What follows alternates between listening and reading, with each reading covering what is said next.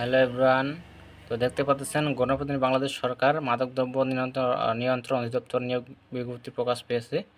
দুটি পদে আবেদন করতে পারবেন। এখানে দেওয়া আছে সিপাই এবং ওয়্যারলেস অপারেটর। তো সিপাই পদে 105 জন লোক নেওয়া হবে, ওয়্যারলেস অপারেটর পদে 12 জন লোক নেওয়া হবে। যারা মেট্রিক পাস করেছেন তারা আবেদন করতে পারবেন। তো এখানে দেওয়া আছে, আপনারা দেখে আবেদন করতে পারবেন, সব কিছুই দেওয়া আছে। তো এখানে আবেদন শুরু হবে কবে, আবেদন শেষ হবে কবে, তো দেখতে পাচ্ছেন আবেদন শুরু হবে 10 আগস্ট 2025 তারিখ সকাল 10 ঘটিকা হতে।